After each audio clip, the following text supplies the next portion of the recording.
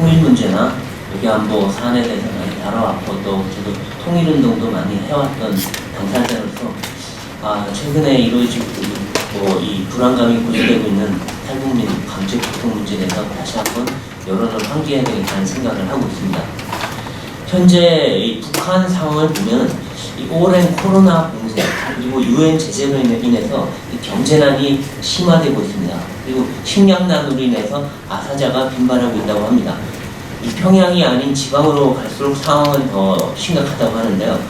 이 김정은이 지금 핵 미사일 도발과 무기 개발에 집중하는 것도 아마도 이런 체제 동요 요인을 최대한 막기 위해서 하고 있는 게 아니냐 이런 분석도 나오는데요. 이런 상황이 더 악화가 되면 아마 탈북자들이 더 앞으로 크게 늘어날 수 있다. 탈북 러시가 나올 수 있다. 이런 전망도 있습니다. 그동안 문재인 정부에서는 이 지난 5년간 김정은과 정상회담 그리고 그걸 통한 대북 유화 정책을 펴면서 북한 주민 또 탈북민에 대해서는 철저하게 외면하고 무관심으로 일관해온 측면이 있었습니다. 특히 북한 어민 강제 북송 사건 이후에 북한에서는 이 한국으로 내려가면 바로 북송될 수 있다 이런 소문이 퍼지면서 이 탈북자가 크게 급감하고 이 남한에 대한 인식도 달라지는 그런 측면이 없지 않았습니다. 그래서 이 북한을 탈출해서 휴전선을 건너왔던 탈북민이 우리 군을 피해 다니면서 민통선으로 넘어오는 그런 일이 있었는데 그것도 다 우리 군에 붙잡히면 강제 복송된다 이런 불안감이 컸다는 얘기가 나옵니다. 그래서 지금 탈북민이 크게 줄면서 지난 문재인 5년간 하나원에 입사한 탈북민이 두세 명밖에 안 된다 이런 상황까지도 있었다고 합니다. 탈북 실종 현상까지 나타났는데요. 윤석열 정부가 들어오면서 많이 그 상황이 달라진 건 맞습니다. 그래서 윤 정부는 문 정부와 다르다 이런 것이 북한 주민사회에도 좀 퍼지면서 지난 5월에는 일가족 9명이 어선을 타고 서해 북방 한계선으로 내려왔고 또 러시아 블라디보스톡의 무역 대표부에 있던 모자 2명이 탈출하는 그런 일도 있었는데요. 그래서 최근엔 하나원에 입사하는 탈북민 수가 50명대로 늘었다 얘기가 나오면서 조금은 분위기가 달라지고 있습니다. 탈북민 하면 그냥 단순히 그냥 북한을 탈출한 사람들이 아니라 어떻게 보면 미래온 통일이라고 합니다. 그래서 이 대한민국에서 자유롭고 또 풍요로운 삶을 기대하고 또 남한 체제에 대한 긍정적 인식을 갖고 넘어오면서 북한 사회나 또 북한 주민들의 인식이 변할 수 있다. 통일이 앞당겨질 수 있다. 이런 의미에서 볼 때 탈북민의 중요성은 상당히 적지가 않습니다. 그래서 대한민국이 탈북민을 보호하고 지원한다는 점을 명확히 하고 또 심지어 중국이나 외국에 있는 탈북민들도 대한민국이 보호한다는 그런 인식을 퍼뜨려야지만 통일이 앞당겨질 수 있고 또 북한 체제까지 변화시킬 수 있다. 그리고 김정은 체제의 변화까지도 우리가 기대할 수 있다라고 할 수 있겠습니다. 지금 김정은 같은 경우 탈북민에 대한 통제를 굉장히 강화하고 있는데요. 북한 체제 불안 요인으로 생각하고 있는 걸로 보입니다. 그래서 탈북민은 탈북을 막기 위해서 지금 러시아나 중국 정부와 협력을 통해서 이 탈북 막기에 상당히 지금 편안히 돼 있는 상황인데요. 그래서 지금 강제 북송이 많이 된다면은 이전보다 더 가혹한 처벌과 통제가 아마 이루어지지 않을까 하는 전망이 있고요. 그래서 주민들한테 본보기를 보일 거다 이런 얘기까지도 있습니다. 그래서 지금 북중러 삼국 간의 지금 밀착 현상, 밀월 현상이 지금 점점 강화되고 있는데요. 그래서 이런 걸로 볼 때 지금 중국에 붙잡혀 있는 2천여 명의 탈북민들이 북한으로 넘어갈 경우에 넘겨질 경우에 상당히 굉장히 가혹한 대우가 있을 거다라는 전망입니다. 이제 다만 다른 좀 긍정적인 측면을 본다면 지금 한국뿐만 아니라 북한도 그렇고 전 세계적으로 코로나가 다시 한번 더 확산되고 있는 그런 기미가 있는데요. 그래서 북한은 지금 이 코로나 재창궐에 대해 상당히 걱정을 하고 있다고 합니다.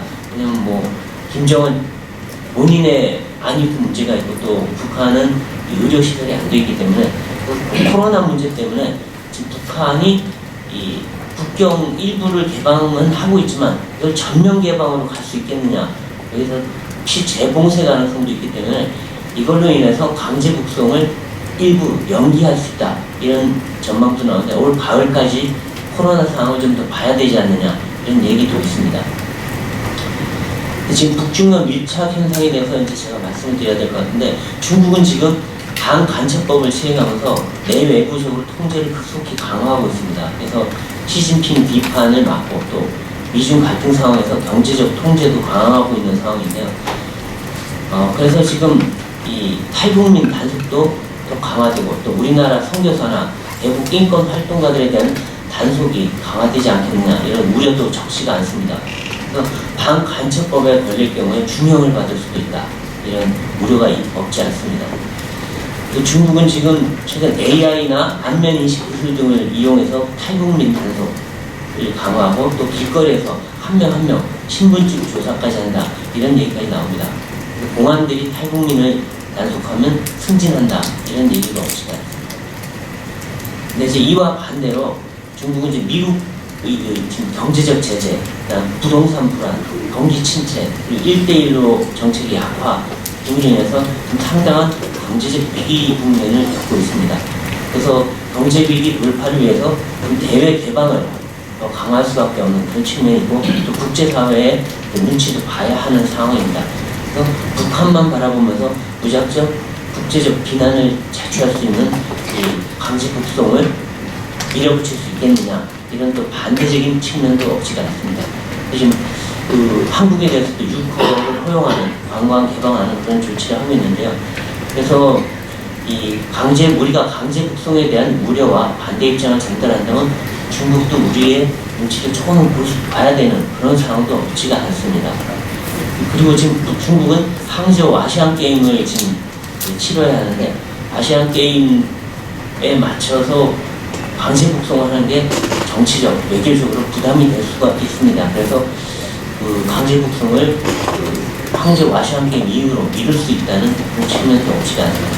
다만 러시아는 지금 이 우크라이나 전쟁 때문에 이 북한에서 무기를 수입하고 지원을 받아야 되는 상황이라 북한과 미로를 강화하고, 탈북민 문제도 북한의 요청에 따라 할 수 있는 그런 측면이 있습니다.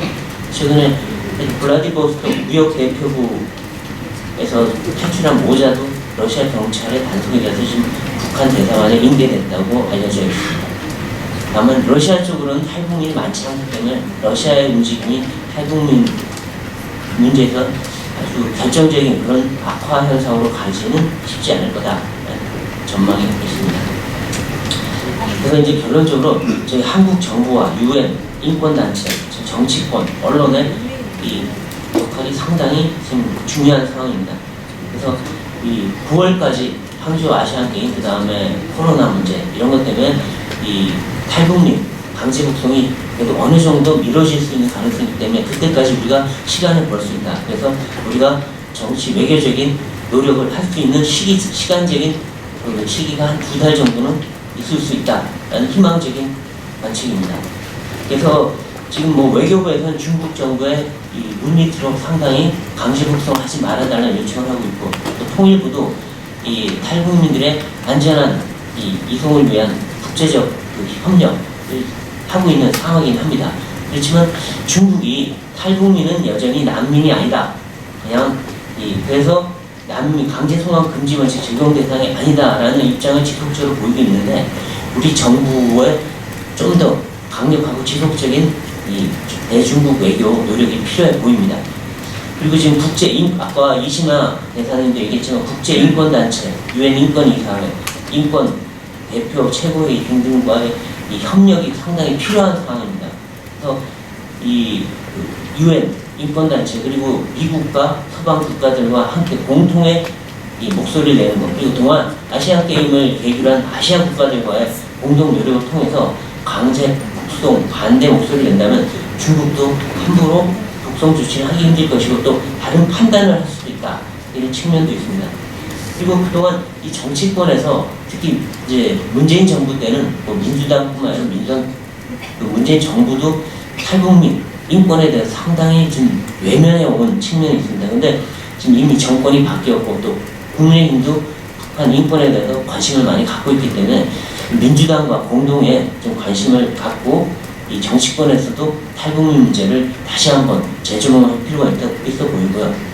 또 언론도 그동안에 뭐 별로 여기에 대해서 관심을 가지지 않아 왔는데 언론에서도 탈북 문제에 대해서 다시 한번 관심을 갖고 북한 주민들 인권 문제에 대해서 다시 한번 여론을 환기할 수 있는 그런 역할을 언론에서 같이 해나가야 되지 않을까 싶습니다. 그렇게 해서 이 정부와 언론과 정치권 그리고 국제사회까지 같이 나서서 한다면은 이 중국의 태도 변화를 이끌어낼 수 있는 측면이 있습니다. 중국의 태도 변화를 이끌어낸다면 이건 북한 인권 문제에 있어서 상당히 큰 이 성과가 될 것이고 또 김정은 체제에 대한 상당한 타격을 줄 수도 있다. 그런 측면에서 이 대한민국의 위상, 통일도 앞당길 수 있는 그런 이 새로운 이 국면으로 갈 수 있기 때문에 지금 강제 북송 문제는 외교적 노력을 기울여서 반드시 이루어내야 된다고 생각을 합니다.